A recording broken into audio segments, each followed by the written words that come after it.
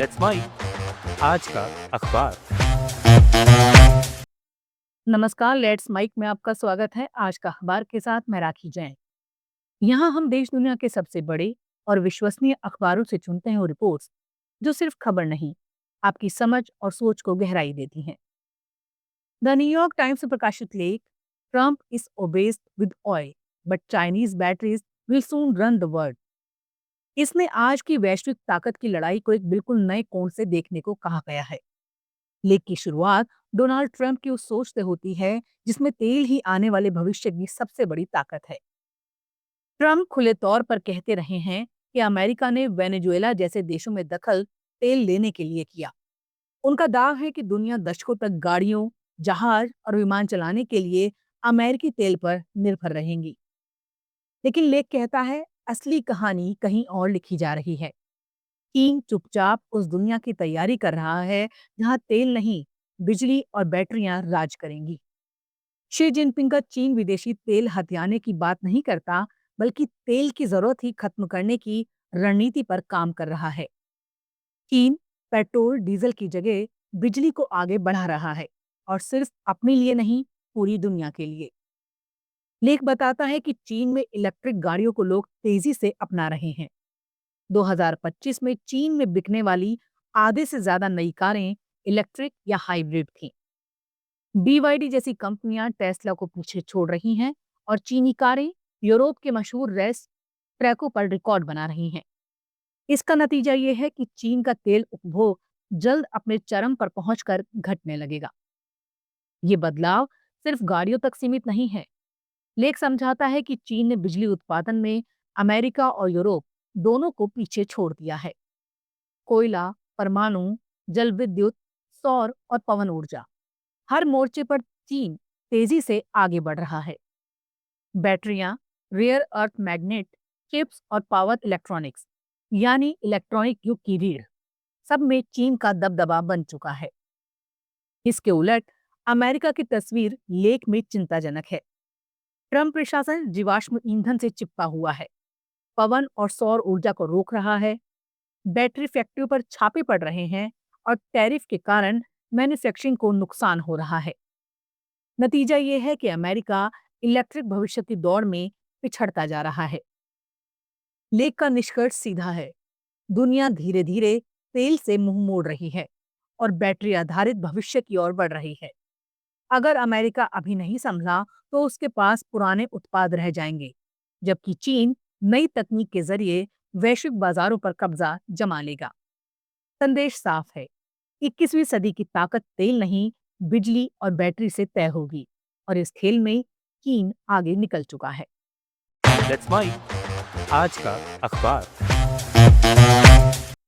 The guardian में प्रकाशित लेख, Japan prime minister call snap election as approval ratings ride high, इसमें Japan की राजनीति में आए एक बड़े और जोखिम भरे फैसले को समझाया गया है।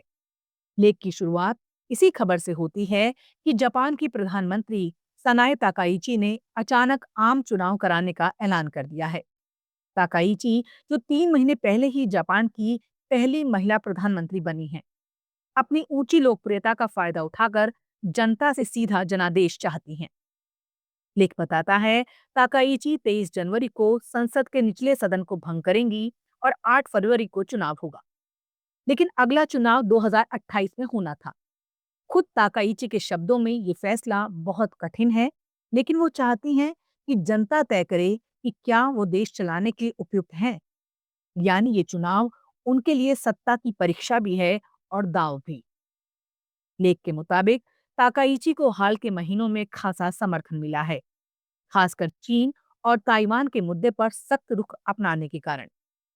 उन्होंने ये कहकर बीजिंग को नाराज कर दिया कि अगर ताइवान पर चीन के साथ टकराव में जापान की सुरक्षा को खतरा हुआ तो जापान सैन्य रूप से शामिल हो सकता है। चीन ताइवान को अपना हिस्सा मानता है और 2027 तक बलपूर्वक कब्जे की तैयारी की बात करता रहा है। ताकाइची के बयान ने देश के भीतर राष्ट्रवादी समर्थकों को मजबूत किया, लेकिन साथ ही चीन के साथ तनाव भी बढ़ गया। लेख ये भी साफ करता है कि ताकाइची का दांव पूरी तरह सुरक्षित नहीं है। चीन के साथ लंबा टकराव जापान की निर्यात आधारित अर्थव्यवस्था को नुकसान पहुंचा सकता है। चीन पहले ही जापान यात्रा को लेकर चेतावनी दे चुका है और कुछ सैन्य उपयोग वाली वस्तुओं के निर्यात पर रोक लगा चुका है। घरेलू मोर्चे पर भी चुनौतियां हैं।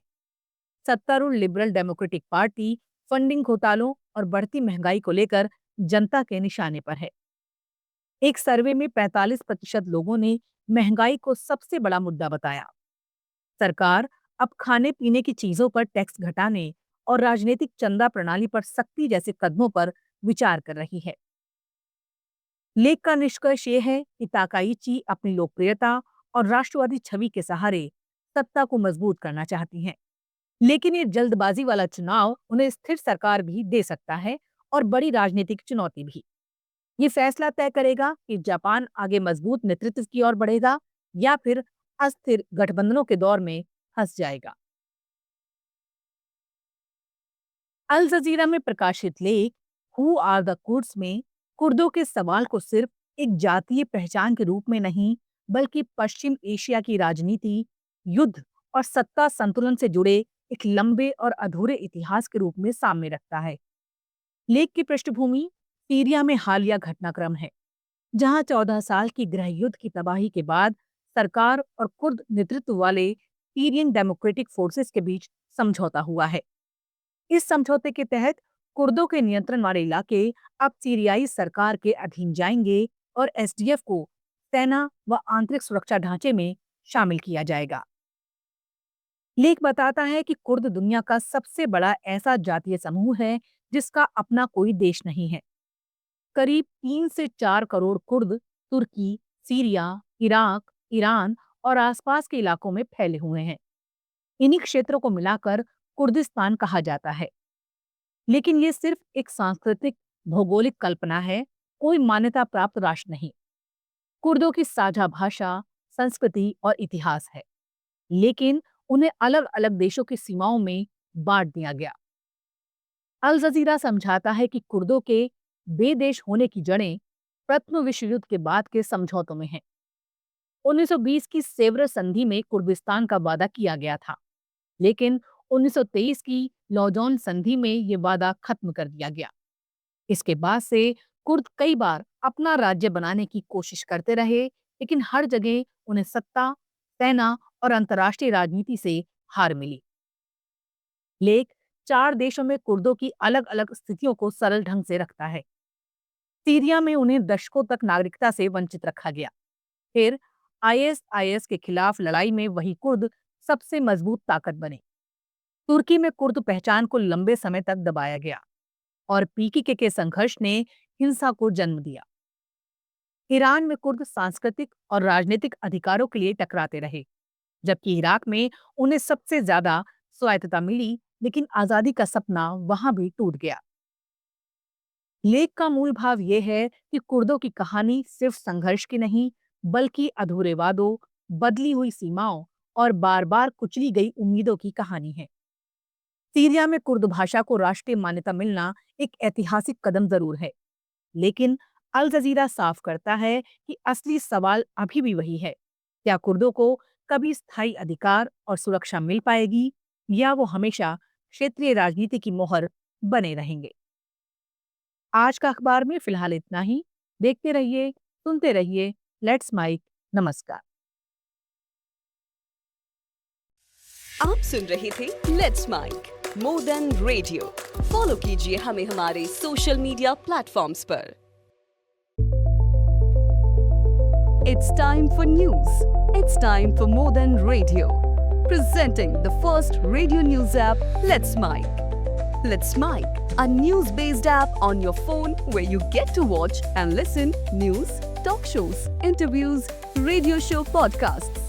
On Let's Mic, you get all relevant information of TV, print, radio, podcast, and digital. Let's Mic talks about every segment of life.